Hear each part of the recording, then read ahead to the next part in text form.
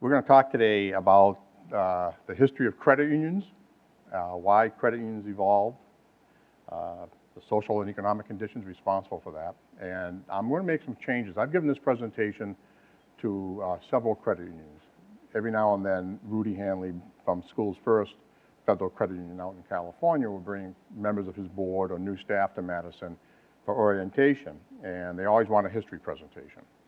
And we did it for them this year. And then later on, a little later this year actually, Suncoast Federal Credit Union came up here with some of their top executives. And generally what they like to hear is about Alphonse Desjardins and Pauline and Bergengren and certain dates and all that type of stuff. But I try and talk about credit unions in a slightly different way. I like to provide context because I think history without context is meaningless. So I talk about some of the things that led to the creation of credit unions, some of the socioeconomic conditions, and why that is still relevant today. So what we'll do here is, and I think it was Joey, would you just point out to me, this is a quick look at the history of U.S. CUS? Okay. Never makes sense to have somebody from the publications department critiquing your PowerPoints. So, what is history and why does it matter? You know, the three elements to history, really. What happened? Why did it happen? And what's the significance of why it happened today and for the future?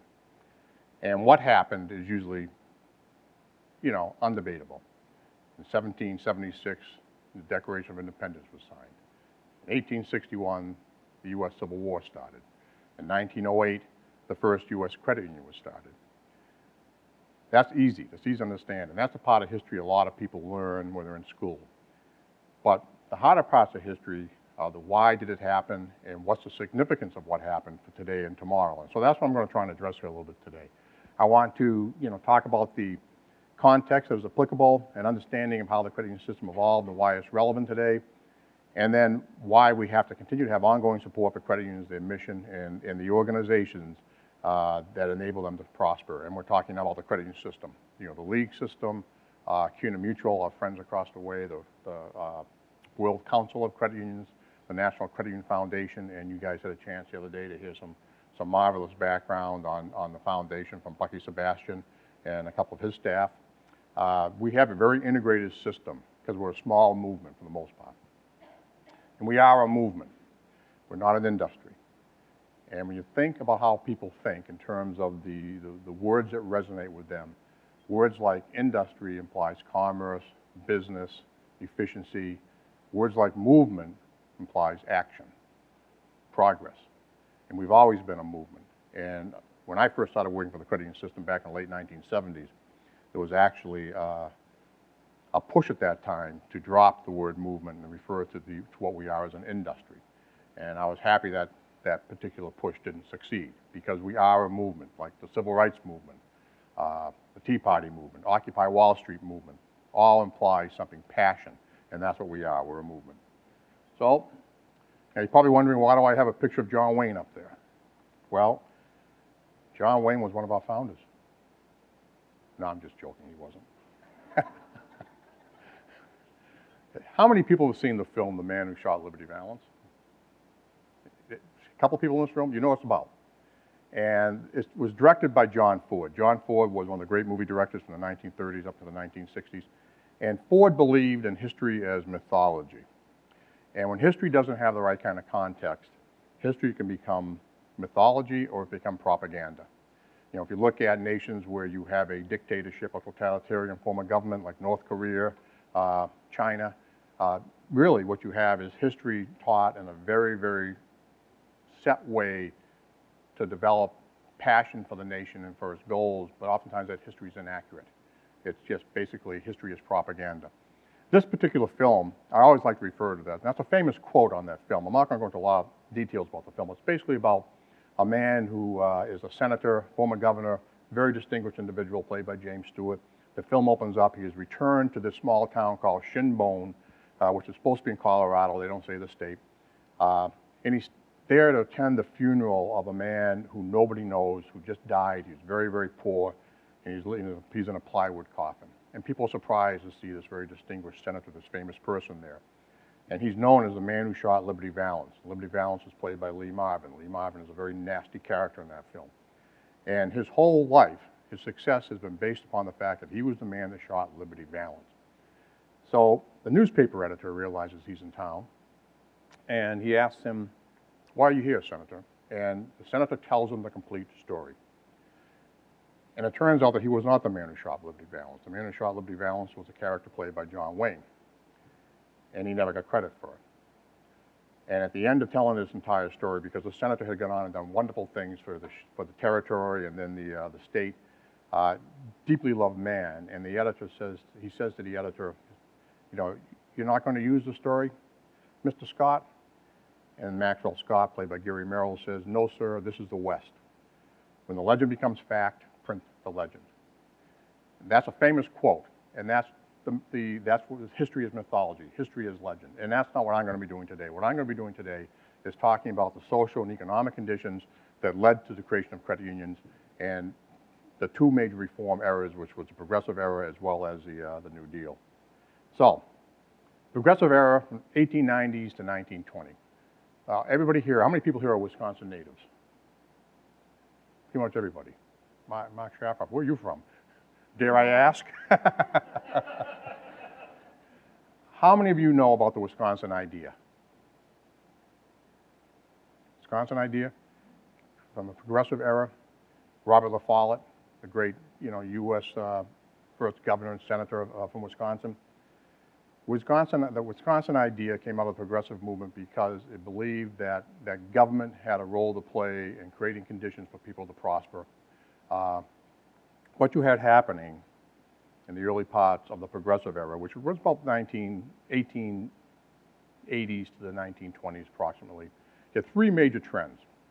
You had industrialization, it was the midst of the second industrial revolution, when a huge migration of people from farms to cities to work in factories, mass assembly.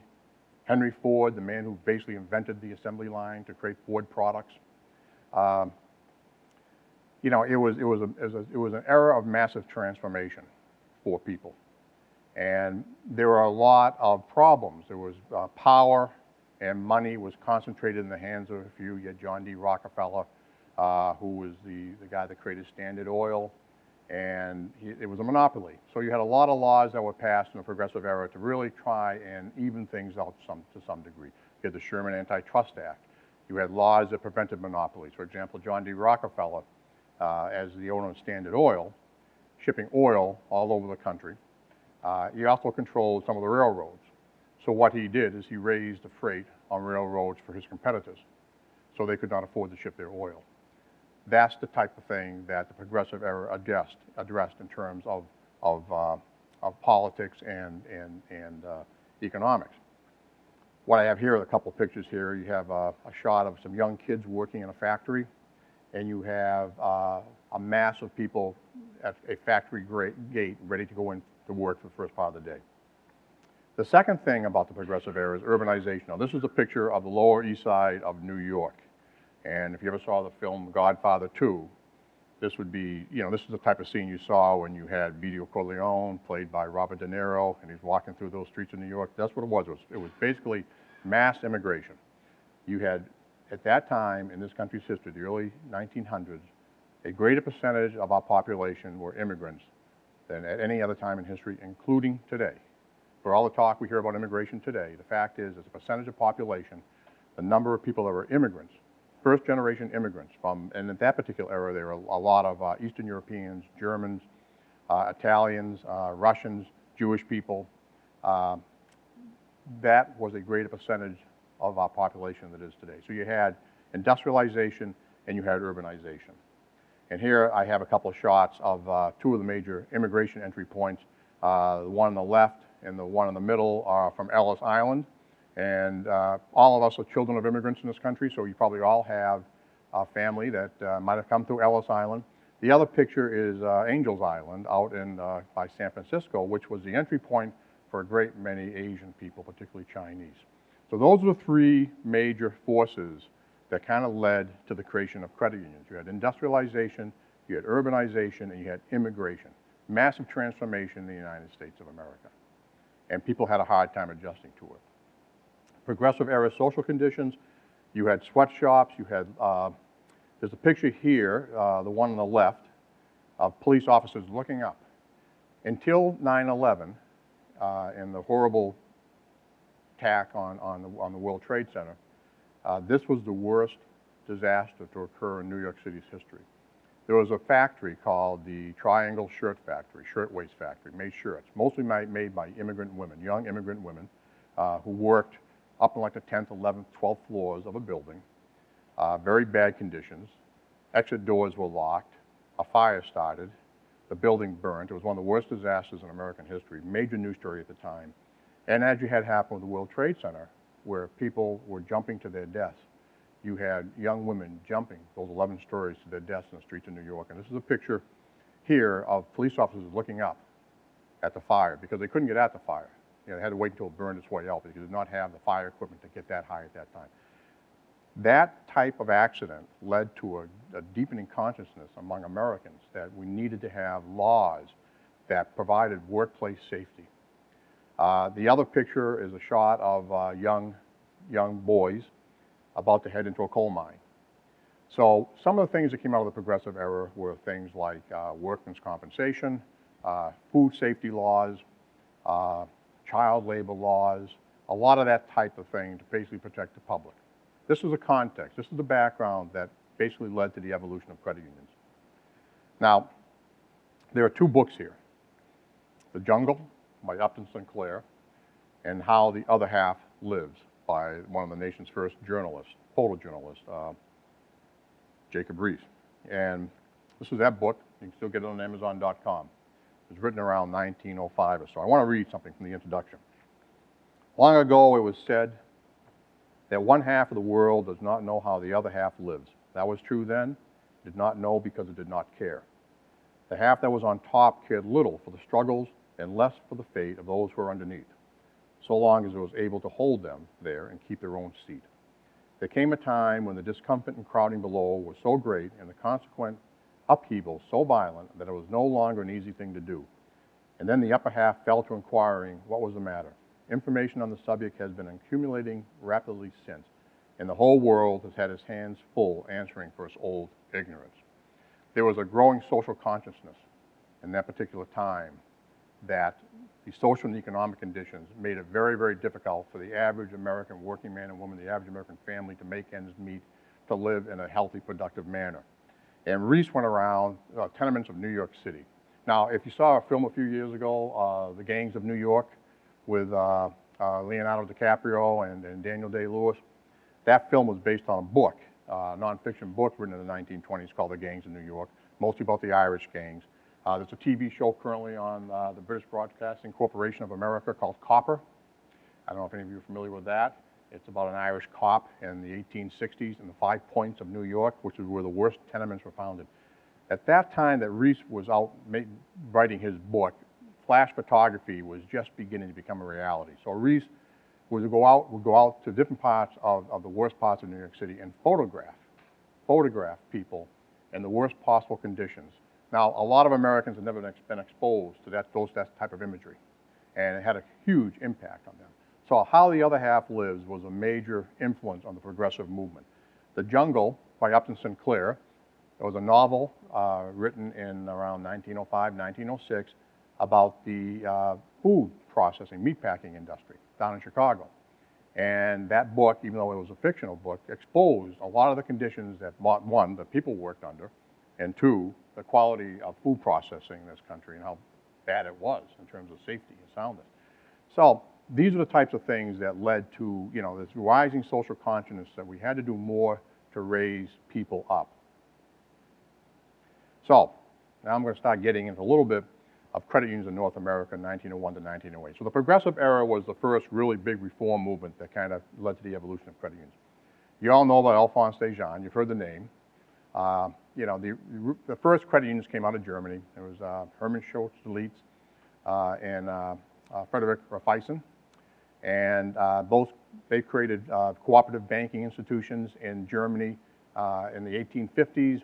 If you know anything about European history, you know that the 1840s was a period that was filled with a lot of economic problems, famine, revolutions. A lot of the old European monarchies were disappearing and republics were coming to replace them up. So it was a world in transformation. And Raiffeisen and Schultz-Delise realized that there had to be ways to provide access to credit for the average working person, farmers, and so on. Alphonse Desjardins was a journalist in Quebec. He did a lot of reporting on the Quebec government, and he formed the first credit union in North America in about 1901. And he was asked to come down to the United States to form a credit union in New Hampshire, Manchester, New Hampshire, to serve the working people of Manchester. Now, Manchester, New Hampshire, if you've ever been to Manchester, New Hampshire, it's a factory town. Most of those factories now are lofts and apartments and so on. But at the turn of the 19th century, turn of the 20th century, excuse me, it was a huge manufacturing center for textiles and shoes and things.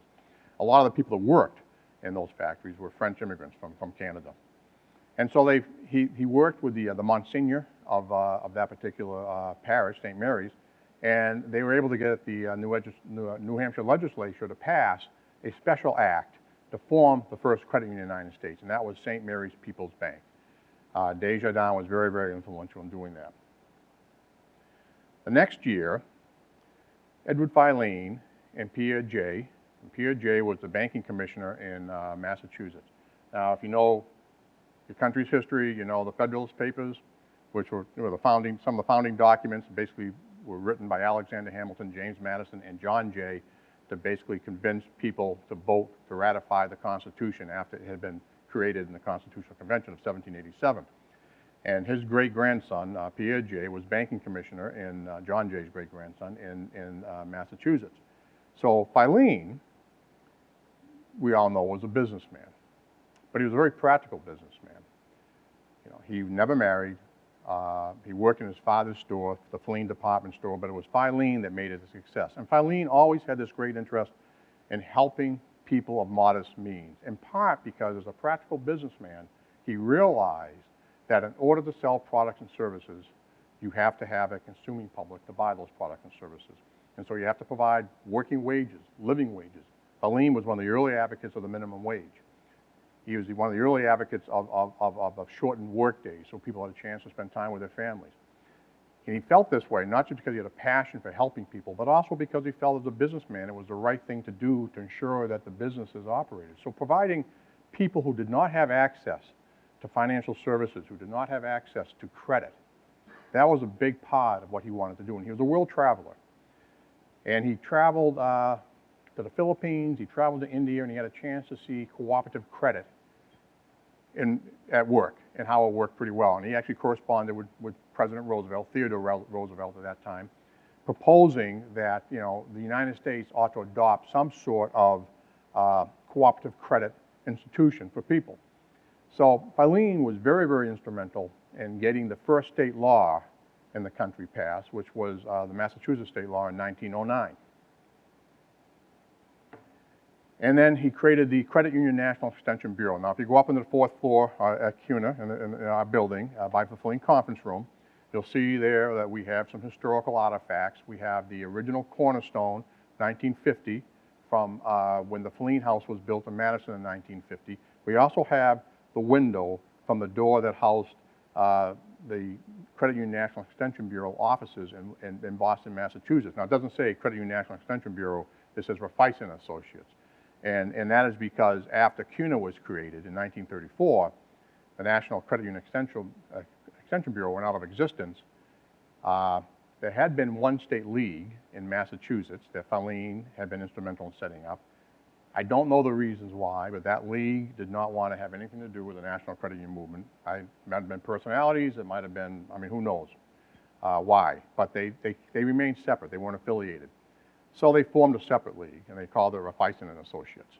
And that eventually became Massachusetts CUNA, which was the league's name for many, many years, and eventually Mass CUNA absorbed the Massachusetts Credit Union League because it had become pretty much powerless and irrelevant in the state of Massachusetts. But the Credit Union National Extension Bureau was formed by by Filene with his money. He put about $1 million of his own money into the creation of credit unions. And he hired Roy Bergegren in 1921. And Bergegren was a Vermont native who was an attorney, really was a poverty attorney. And maybe because he didn't make any money, he was in poverty himself. But he said he really worked on behalf of people who had little means. And Bergegren was hired to run the Credit Union National Extension Bureau. And the goal was to establish laws in every state, and eventually a federal law, and to create sustainable state associations or leagues, because credit unions were so small at that time that the leagues were essential. The state associations were essential because they really provided all the services. They began publishing what was known as the Bridge in 1924, and the Bridge is what is known as Credit Union Magazine today. Credit Union Magazine actually precedes CUNA. It was published as a newsletter called The Bridge, and called The Bridge because credit unions were viewed as a bridge from economic difficulties over troubled waters to economic opportunity. That's why they were masters at metaphors, the early founders of the credit union system. They were able to really capture the public's imagination by describing through metaphors like a bridge, or if you see here, you see some cartoons by Joseph Stern. Joseph Stern was a political cartoonist that Filene and Bergegren hired to really create cartoons that could run in newspapers and magazines that would really push the idea of the credit union. So you have, these aren't the full cartoons, you can't see the whole thing, but the Minuteman. And that full cartoon shows the Minuteman, the credit union, standing in front of a house, preventing sickness and bankruptcy and all the other types of things that afflicted people of modest means. And of course, Stern also created the famous little man under the umbrella. The credit unions were the little man. The umbrella was the credit union protecting their members. And Bergegren began what he would later call Crusade. That was his autobiography, and that's what he titled it. So what you had for the 1920s, you had the Credit Union National Extension Bureau, you had states forming state leagues. You had about 30 state leagues at the time of the Great Depression, which hit in the 1930s. Now, I got some kind of iconic photographs here. There's a wonderful book that came out 2 or 3 years ago called The Worst Times, about the famous dust storms of the early 1930s that occurred mostly in Oklahoma, Kansas, parts of Texas. Horrible ecological disaster in the United States. In fact, those dust storms were so bad that you could even see the dust of Washington, D.C. Basically what had happened was they stripped all the buffalo grass off the land for agricultural purposes. They did not have any real sense of good environmental farming at that time. And then they had a period of drought and a period of windstorms, and all that topsoil just blew off. You could not even walk. This picture here of a fellow walking to a shed. People were found within 2 or 3 feet of their front doors buried in sand. It was a horrible, horrible time. Now that led to the migration of millions of people from that particular part of the country, mostly to the West Coast, which was captured in John Ford's famous novel, The Grapes of Wrath, and in the film, John Steinbeck's famous novel, The Grapes of Wrath, which was then made into a film by John Ford, the guy that made The Man Who Shot Liberty Valance. And then you have Henry Fonda, Jane Fonda's dad, playing Tom Joad. This is a famous photograph, maybe the most iconic photograph out of the Great Depression. There was a photographer who was hired by the New Deal, Franklin Roosevelt, to go out and document what people were going through at that time. This is called The Migrant Mother. The photographer was named Dorothea Lange. She was driving in California. This was a family that had left the Dust Bowl, were looking for work in California. She came across this woman with her children stranded on a roadside. The car was broken down. The husband had gone into town to try and find parts to repair the car. So she asked for permission to take a picture. Took a series of pictures. This was one that ran all over the country and is still used today. You see this picture quite often. You see the children burying their heads in shyness in their mother's arms. This is a Hooverville shack. Herbert Hoover was president of the United States at the time as the Great Depression started. A lot of people lost their homes. They lived in basically shacks on squatter land, and they called them Hoovervilles, a derisive term because Herbert Hoover was viewed as a brilliant man, a brilliant engineer, but did not really grasp the implications of the Great Depression on the average man and woman in this country. This is just a very ironic picture of a bread line outside of a billboard that says world's highest standing of living. And then you have here the Bonus Army. The Bonus Army were World War I veterans who had been promised bonus money, not at the end of the war, but within a certain number of years. Because the times were so hard economically, they wanted that money now. They marched on Washington, D.C. They set up a Bonus Army camp on the mall. Thousands and thousands of veterans from World War I, and they were finally evicted violently by, these are police here, but the primary eviction was done by the U.S. Army. Douglas MacArthur, the great U.S. general, was in charge of that eviction. Dwight Eisenhower was his right-hand man, and they basically chased veterans off the mall. What I'm trying to do here is just trying to lead up to why credit unions eventually were able to get a federal credit union act, because this is the perception that people had at that time. There was a great social consciousness that there had to be institutions in place to help people get over the depression, get over the factory conditions, and basically live their lives productively, have the opportunity to save money, have access to credit to buy basic things like refrigerators and washers and dryers and cars and all that type of stuff, because those services, those financial services, were not available to most people in the United States. I want to read something here from a very brief little passage here from, this is a collection, speaking of change, these are speeches and articles written by Edward Filene. This was released by the Filene Research Institute a couple of years ago. And I think it's still in print. You might be able to get copies of it. It's a marvelous book. So this is Filene talking about basically the Great Depression. Yes, our business system was menaced. We were close to social revolution in the spring of 1933. We may have differences of opinion as to what the New Deal administration did to carry us through that crisis, but there can be little difference of opinion as to what the trouble was. The trouble was solely our inability to sell in accordance with our enormous increased capacity to produce, manufacturing, the Industrial Revolution, and what it meant for creating basically products and goods at a massive scale that didn't exist in the century prior. The trouble was solely our inability to sell in accordance with our enormously increased capacity to produce. And this inability to sell was not due to any saturation of the market, but to the inability of the American masses to buy the things which we wanted to sell and which they were anxious and eager to have. So again, Filene was a practical man, and he realized that in order for the American economy to succeed, you needed to provide people the means to buy products and services. And today, and you know, Mark, you come from the Economic Statistics Department, I think 70% of our economy is consumer consumption, something like that, close to that? I might be right.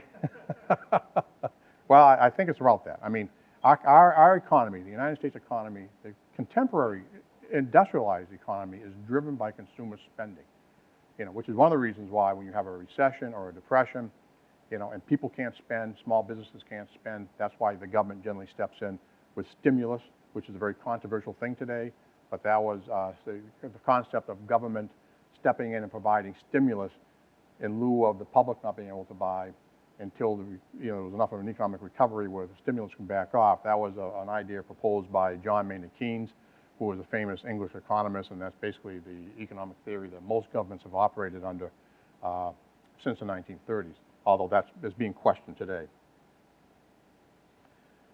Let's see. So, in 1934, all these things that were going on led to the passing of the Federal Credit Union Act, and CUNA was formed.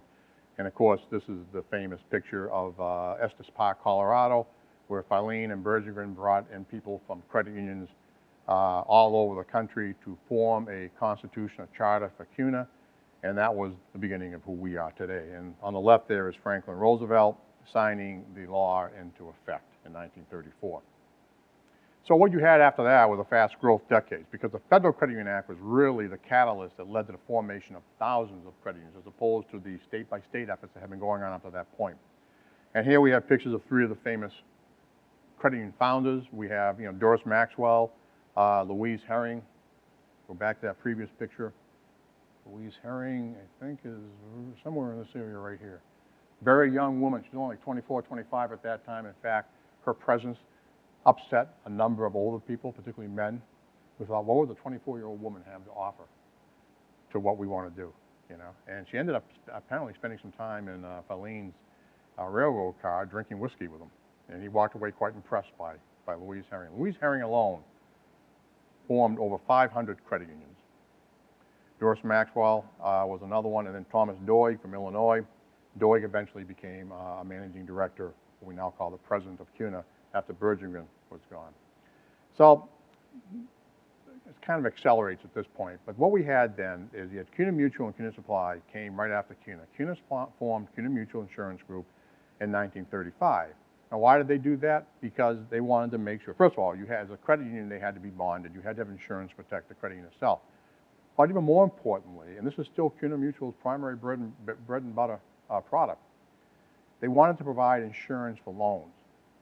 So if the person with the loan, primarily at that time it would have been the father of a family, died, then CUNA Mutual had an expression, the debt shall die with the debtor. So they created credit union life and credit union disability insurance to protect the working people, working families from a death in the family, so, or disability in the family, so that debt could be paid off. It was a major, major innovation in the financial services industry.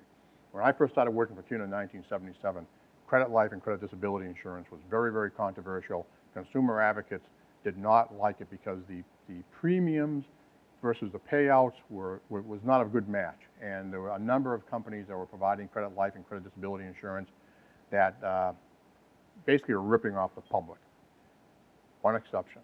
That exception was the CUNA Mutual product. Consumer advocates rallied around the credit union product, spoke very, very highly of the credit union product. And that alone kind of tells you that the business model of the credit union system is so different from the business model of profit-driven enterprises. Because credit unions aren't for profit, they're not for charity, they're for service. They have to run as efficient businesses, they have to make money, that money goes back into retained earnings or gets distributed to the members in terms of higher dividends and savings or lower rates on loans. But the business model of a cooperative is service, not profit. Profit is secondary. And that is why consumer advocates thought the CUNA Mutual life and disability products were so superior to anything else that was out there in the marketplace. So CUNA Supply was also formed, and Larry, Gary, you guys worked for CUNA Supply, didn't you?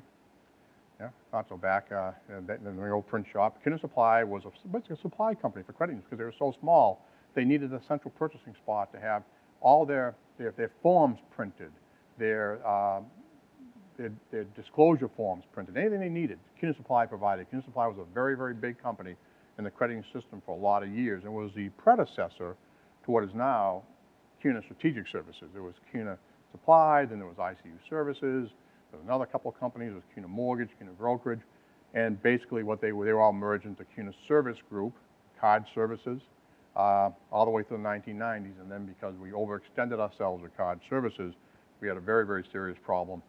So CUNA Service Group was mostly sold off in pieces to the CUNA Mutual bought a lot of it, and what exists today in CUNA Strategic Services is a smaller company, but still a very, very successful company that does a lot of good for the credit union system. And I forget, Rick, perhaps you know the numbers that Wes is always presenting about how much we give back to the credit union system. I mean, we save credit unions millions of dollars by partnering up with alliances like Diebold and John M. Floyd and other vendors who want to serve the credit union system. We negotiate on behalf of all credit unions, save them millions of dollars. In addition, CSS provides a lot of support to CUNA overhead and administrative needs. And then we send money back to the state leagues in terms of marketing incentives. And I think they are close to $1 million a year or something like that. So that little company, which is the succeeding company to the original CUNA Supply, does a lot of good to this day. So you had CUNA International was founded in the 1950s. The idea became then that, well, we're doing so well with credit unions in the United States, let's expand the concept overseas. And so they created CUNA International, which eventually became the World Council of Credit Unions. The CUNA Foundation, and if you listen to Bucky Sebastian, the executive director of the foundation the other day, you heard his presentation about how it went from being CUNA Foundation to being the National Credit Union Foundation. And you saw all the good things that that particular foundation does across the country for credit unions. And I think it's very, very visible when you see the impact of Hurricane Katrina on the Gulf Coast area and how the foundation stepped in. I believe the number he put up there was like $3.5 million that was generated in aid to credit unions and credit union members in the Gulf area. You had CUNA Data, which was a first data. Ginny, did you work for CUNA Data? Did you? Okay. CUNA Data was a data processing company for credit unions, a national data processing company for credit unions. Eventually, we sold that group off to EDS, and it became EDS's credit union group. I don't know if it's still in existence today, but you know, it was a very successful operation. And then CUNA Mortgage and CUNA Brokerage. Again, credit unions are getting bigger. They needed to provide more types of services. The system stepped in and set up these operations to help them do that. They were created with CUNA Mutual Group and eventually were fully acquired by CUNA Mutual Group. And I don't have up here on this particular chart the corporate credit union system, which was headed by U.S. Central Credit Union. U.S. Central Credit Union was started by CUNA in the 1970s to provide a range of services to credit unions, item processing, you know, check clearing, investment issues, liquidity services, because credit unions didn't have access to the regular banking system, the Federal Reserve system. So the credit union system created its own system called the corporate credit union system. And U.S. Central was a national, and you had a bunch of corporates. At one time, you had a corporate in almost every state. Today, because of the financial crisis of a few years ago, a lot of those corporates had investments in those mortgage-backed securities that might have been rated as AAA investments, but they weren't AAA investments. It pretty much brought the corporate system to its knees. U.S. Central was liquidated. Westcor, the second biggest corporate out in California, was liquidated. You still have some surviving corporates providing a more limited form of service, but very valuable services to credit unions. This is a picture of a book that CUNA Mutual released on its history a few years ago called The Debt Shall Die with the Debtor. I just threw that in at this presentation because I thought, you know, again, it reinforces the basic philosophy of a credit union, why we're different from the for-profit banking industry.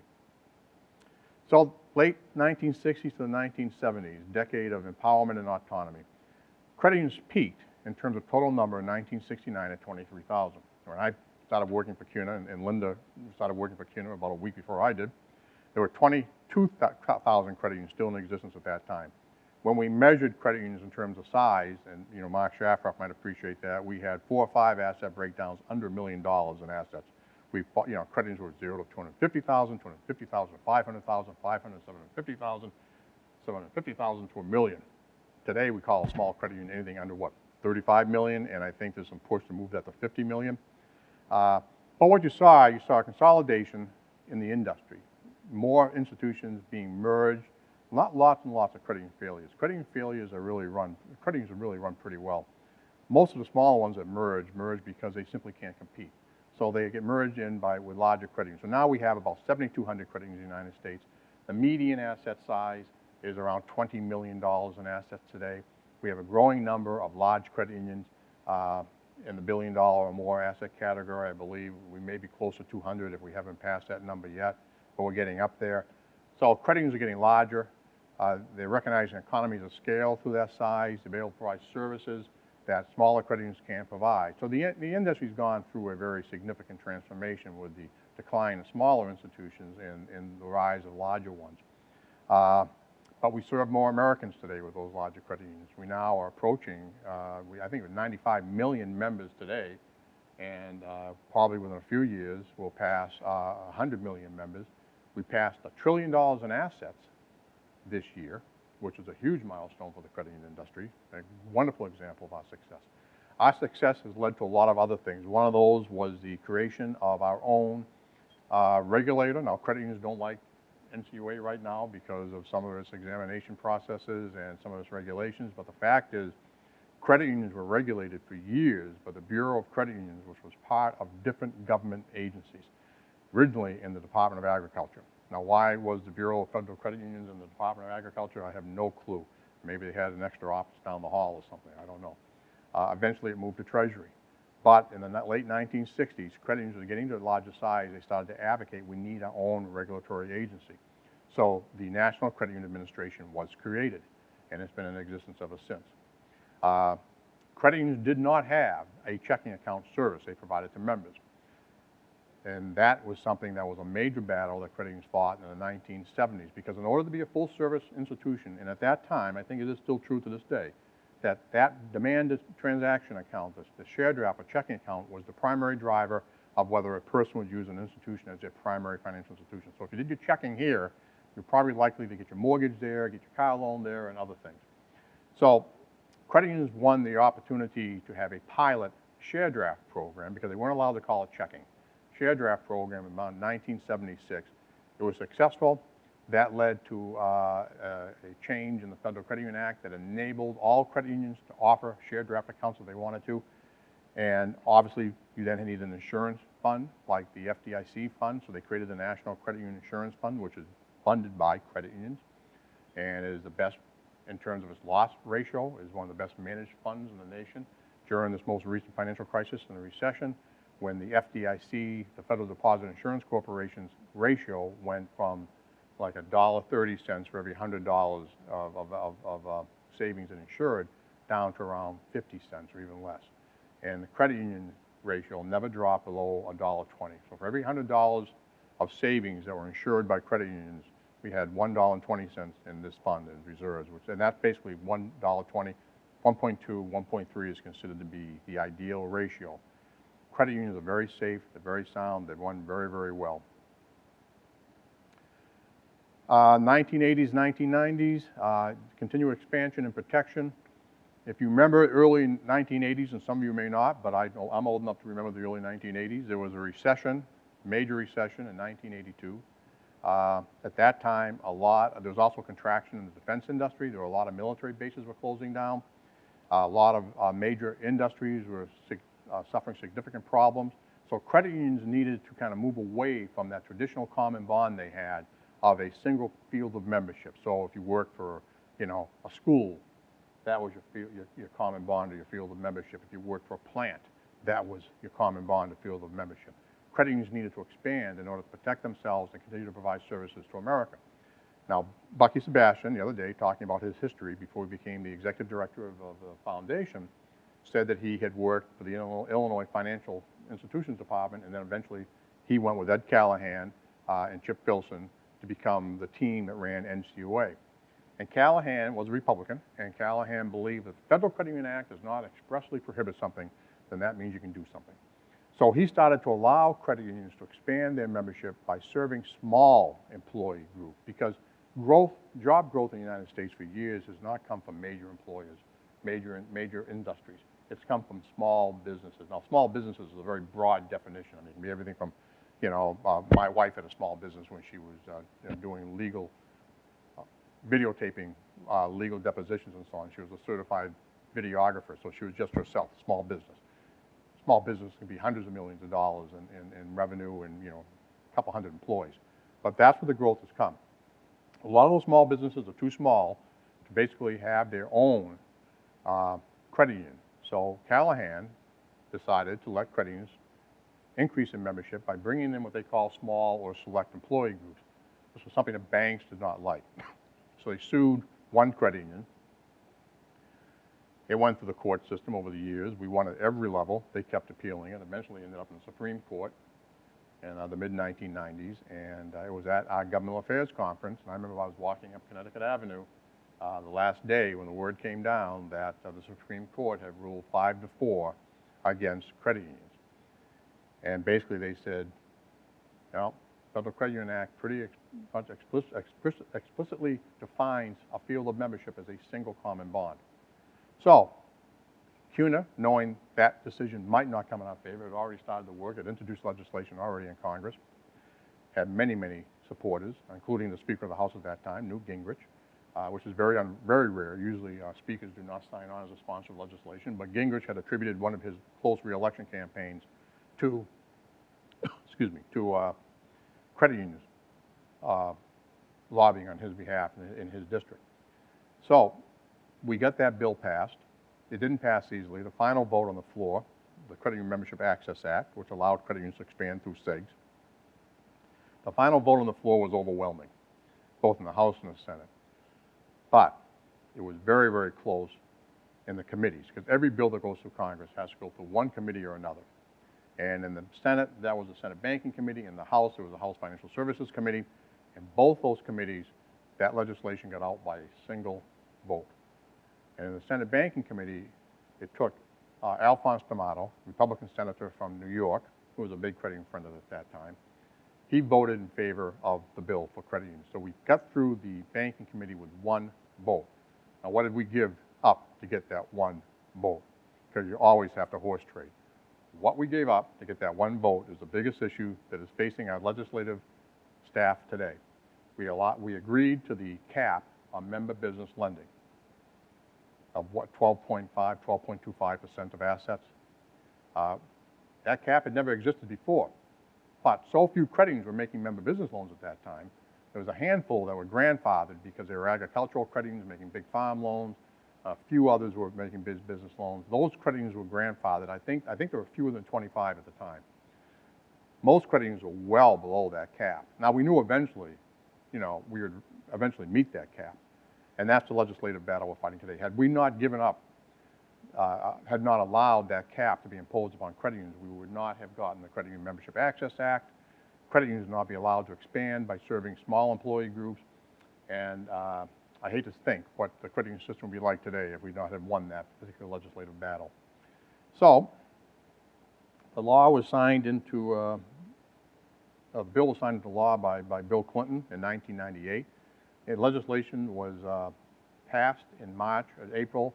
I mean, it's a textbook case for political action, and it's taught today in political science schools across the country, because it's almost unheard of to lose a Supreme Court decision announced in February, have legislation introduced with enough co-sponsors in March, have a final bill passed and on the president's desk signature in August.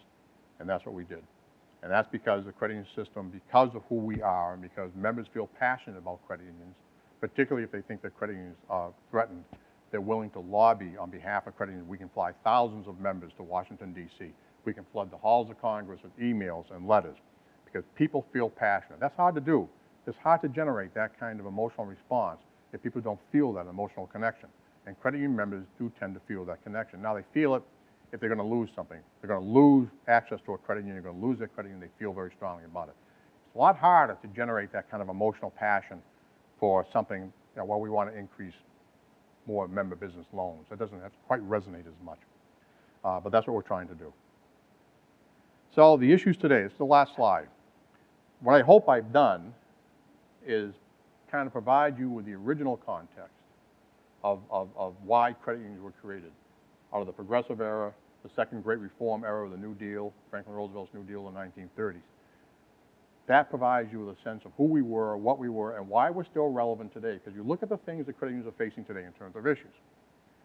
I already mentioned small business lending. The biggest issue, last year CUNA became a corporate partner with the U.S. Hispanic Chamber of Commerce, which has, I don't know, several hundred local chambers that belong to it, Hispanic chambers belong to it, representing hundreds upon hundreds of Hispanic businesses that are small businesses mostly. What's the biggest issue facing those businesses? It's access to capital. What's the business issue facing any small business in the United States today? It's access to capital. Because coming out of the financial crisis, what banks did is they tightened their lending purses. They weren't making loans. We tell Congress that if you pass our legislation to raise that small business cap to a certain level, I think we're trying to get it raised up to 27% as opposed to 12.25%, that we can create 140,000 new jobs in the United States of America and not cost the taxpayers a single solitary dime. That's a pretty powerful argument to make.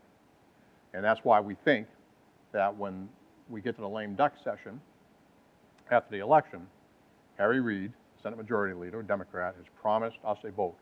And its legislation will probably attach our small business bill to legislation that has to pass. Maybe it'll be related to the fiscal cliff, whatever, but that's the current legislative strategy. Access to capital, I mentioned that. The rise of alternative providers. This is an area particularly as it applies to people that don't use regular financial services as much as they once did. Walmart is a huge player in the financial services industry today, serving people of modest means. And they just signed a deal with American Express to offer a new pre-loaded debit card for people. So you go into Walmart, the financial services centers that they have in their stores, and you are willing to have your paycheck deposited directly on that debit card, then you get all these other services, plus you'll shop in the store, right? That's why Walmart's doing this. A lot of people are making use of services like that in addition to check cashers, payday lenders, all those types of things. This is my own personal belief now. This is my own, I'll say it, but it's my own personal belief. I think it's shameful that in the 1990s, credit unions fell asleep at the wheel when the payday lending and check cashing industry went from a few hundred storefronts to more storefronts at Walmart, Wendy's, McDonald's, Burger King combined. There was a massive need for financial services to working people who, and if you look at where jobs are created today, and you look at the job growth in the United States today, it is mostly in lower wage jobs. Now they're not the only jobs being created. There's going to be a huge increase in jobs that require education. You know, technology jobs, medical jobs, huge increase in those jobs. But there's a massive gap between the educational requirements of those jobs and the educational levels of American workers today. So what you have is a funneling of millions of American workers into very low wage jobs. And if credit unions aren't going to serve those people, who are? Who is going to serve those people? Well, they're being served because we created an opportunity for payday lenders, Walmart, and others to jump in. That's me on my soapbox. Might get me fired someday. I don't know, but I feel pretty strongly about that. Let me go back here a little bit. So you also have in the last decade and a half, consolidation and strength of the large retail banks. Community banks like to think that the competition comes from credit unions. It doesn't. It comes from the Banks of America, it comes from the cities, it comes from the Chases. You know, the consolidation. We actually have a chart that we ran in the eScan last year that shows in the last 15 years the number of bank mergers. It's almost like an NCAA brackets, you know, chart that shows, you know, many on this end and then slow. You now have a handful of national retail banks that dominate the marketplace. So that's where the competition is coming from, not from credit unions. Technology and its impact on relationships, primarily how do you deliver financial services today? That's an issue credit unions have to confront. Payments, mobile payments, you know, the use of a device, you know, and right now, increasingly you see more people in airports now using, you know, scanning their phone for their boarding pass. And once we figure out how to have safe and secure mobile payments, where people can actually use their phone or some other mobile device as a credit card or a debit card, or person-to-person payments. You know, if you want to send money to somebody, send it over the phone. Those are innovations that are making it difficult for the traditional branch, where a lot of services are provided, to continue to succeed. So these are issues that credit unions have to face. Demographics. Demographics are, you know, particularly the aging of American society. How are we going to serve as we baby boomers get older and older? Plus, where is the growth in population coming today? It's coming from immigrant groups like Hispanics. In fact, if you go down and look in the school systems today, people talk about 2050 being the tipping point when, you know, Caucasians no longer are the majority, but all the minority groups together become the majority population in the United States. It's already happening down to lower levels. You walk to any school today, and you'll see more than 50% of the students are Hispanic, Asian, Eastern European, whatever they might be, because we've had a huge influx of immigration again today in this country, rivaling what happened back in the 1900s, early 1900s. That's an issue the credit unions have to address, because our average age is 47.2. That's an old member. So how are you going to make money off members that are going to be heading into retirement? You need to have an influx of young people. And so credit unions have to find a way to better serve those emerging markets. And the last point here is consumer attitudes. And this is a real positive, because we saw it last year, excuse me, with Bank Transfer Day, which was started up by a single woman on Facebook. It went viral. CUNA had nothing to do with Bank Transfer Day, but we rode its tail. And we ended up having hundreds of thousands of new accounts opened up in credit unions. I know it's hard to actually quantify how many new accounts would because of a Bank Transfer Day, but Bank Transfer Day still exists. It does. I mean, it's an ongoing thing. And that young woman who spoke at our government affairs conference this year has had a huge impact. And if you friend her on her Facebook page for Bank Transfer Day, you'd be amazed at how often she's plugging credit unions. She's plugging them constantly. So credit unions have a market opportunity right now in terms of how they're viewed versus how their competition is viewed, to really step in and do a better job of serving more people. The last slide, this is the end of the presentation. I have one little thing I'm going to read at the end here. This is Credit Union House, shows you the success of credit unions. This is an artist drawing. I don't think it's an actual picture, but this was Dan Micah's idea, our former CEO, who wanted credit unions to have a presence in Washington, D.C., a lobbying presence that people would remember. So we get the leagues, step up. They provided the money. They actually own Credit Union House. We provide the staffing. And that has become a very, very big lobbying tool in Washington, D.C. We host a number of receptions for there. We have something called Hike the Hill, where leagues bring in credit union people to meet with their congressional delegations all throughout the year, not just during the Governmental Affairs Conference. They oftentimes meet there. They have the receptions there. That facility is in use all year long. It was a marvelous success. And it's probably the biggest part of Dan Micah's legacy. And then over here, this is the original 3-decker apartment house. 3-deckers were built primarily in urban environments where there were a lot of factories. They housed immigrant workers mostly. This was a 3-decker house that housed the original St. Mary's People's Bank, and that is where the Credit Union Museum is located in Manchester, New Hampshire. A lot of the artifacts that we have, a lot of the archives that we have loaned to that particular institution. When I gave this presentation to the 2 credit unions I mentioned earlier, I had them send back out to us Harry Truman's hat, because we have Harry Truman's hat in the archives. You go up on the 4th floor of the Filene Conference Room, you see the picture of the laying of the cornerstone at Filene House in 1950. Harry Truman standing there like this, big smile on his face. He was in a parade with the governor of Wisconsin at that time on his way to Filene House, and the governor's hat blew off his head. So Harry Truman took his hat off and said, "Here, Governor, take my hat." And the governor was Rennebaum. And Rennebaum said, no, Mr. President, I can't take that hat. That's your hat. And Truman put it on his head and said, "No, sir, now it's yours." And the Rennebaum family donated that hat to CUNA back in the mid-1990s. So we have Harry Truman's hat in our archives. Now, I would have brought it here for this, but I think it's been passed around a lot recently, and I think I got to be careful how many people get their oily fingerprints all over Harry Truman's hat. He had a small head, I'll tell you that. So I'm going to leave you with one last line here. I'm going to read something from the end of Roy Bergengrun's autobiography, Crusade.